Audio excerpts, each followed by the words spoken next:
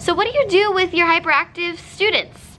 How do we get them to focus? How can we help them in the classroom? Surely just sending them out of the classroom because they can't focus isn't the answer.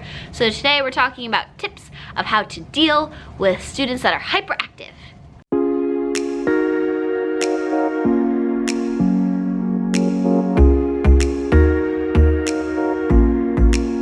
So I want you to picture the 1 or 2, maybe 3 students in your classroom that are a little bit hyperactive.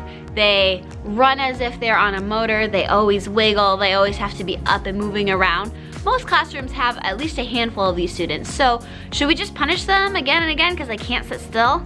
I don't think so, and neither does research. So today we're gonna talk about some things that we can do to help them be successful in the classroom. My first tip is good whether or not you have hyperactive kids in your class or not, just a good teaching practice.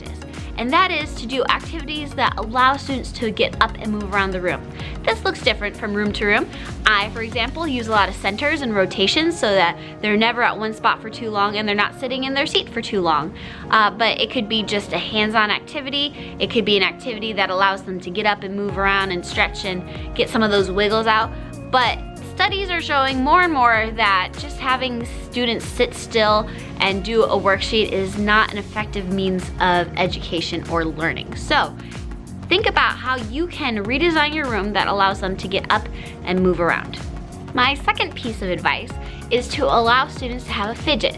Now you might think of a fidget as like a stress ball or something, but some students legitimately need sensory input on their fingers, and that's why their hands are on the carpet, that's why they touch the wall going down the hallway, that's why they touch their neighbor's hair and clothes.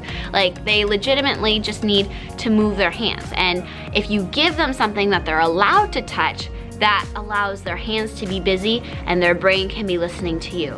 So just to give an example of what some look like, it can be like a squish ball. Now my district has purchased these, so these aren't things that you can just go out and buy, but we have like this bracelet that you put on, but it's a zipper, so you can like zip it. So you just sit here. So that doesn't get annoying at all. And then just like things to touch, like if you wanted to get a screw and have one, I don't know what things are called. Not a screwdriver, but it's a screw, and then the little thing that can go down it. Like this part right here. I don't know what that's called. So, sorry people, I don't know the names of tools. But anyway, just something that they can touch in their hands. If your district is not like my district and did not invest in some fidgets, you know, there are things that you can make yourself. You can just have like some beaded bracelets for them to like spin around, or like I said, stress balls. So really just think about what are some things that you can sit there and touch with their hands that are tactiles. Now, there are some ways to teach students how to use it, because of course you can easily go from squeezing the ball to playing with the ball. So you have to teach the students how to use these. I call these tools, not fidgets, because when they think of fidgets, they think of fidget spinners. And so I say these are tools, and so you have to use them as a tool. So my phrase is they're tools, not toys. So if I ever see them doing anything other than just having them like on their laps, sitting there and touching them, then I take them away. So that's how I do that. My next tip is to have alternative seating. And in order for me to show you what this is, I'm gonna show you some alternative seats that are in my classroom. So let me go over here. You might have a tough time hearing me because I don't have a mic, but I'll yell. Okay. So this is a wobble chair. So students sit in it, like so, and then it allows them to rock back and forth, side to side, and just kind of like around. So they're sitting at their seats, at their desks, and their legs and their lower body are in motion, but it allows them to get some of it out without them falling off their chair. Honestly, I don't know what this one's called. It's like a wobble chair, only it's more sturdy, because a lot of people had some issues with the wobble chairs that it gave them too much ability to like spin around. This gives you the same sort of movement, but it's more structured, so you can move around, but you're not gonna like tip over. Like, it's more sturdy. So I don't remember what exactly these seats are called, but it's definitely a type of wobble chair as well.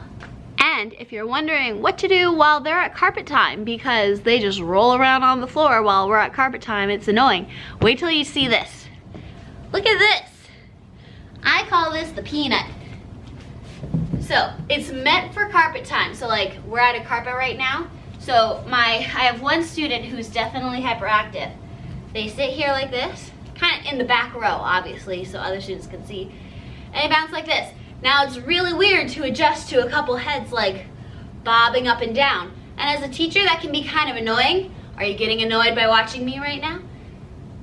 But if I'm the student that is a little hyperactive, this gives my body something to do other than rolling on the floor.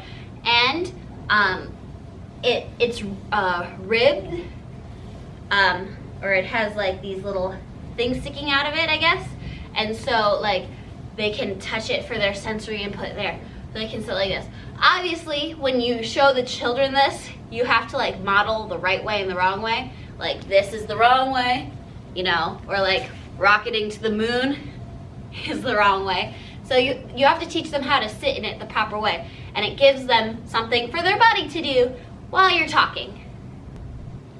I like the peanut so much, I think I'm gonna do the rest of the video on the peanut and see how annoying it gets. So as a teacher, you have to adjust your expectations, am I right?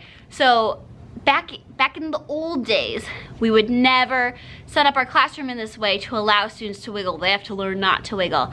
And you know what? Like, I understand, like at a certain point in their adult life, they're gonna have to learn how to conform to society. But especially when you teach the younger grades, like we keep them in school for so long. They're supposed to be out and playing. We've taken away their recess. So I see no problem if you, the teacher, can kind of get over your need for students to be still and in a box. If you can get used to this, then you can set your classroom up in a way for a student with hyperactivity to succeed. So I hope these 3 tips were helpful.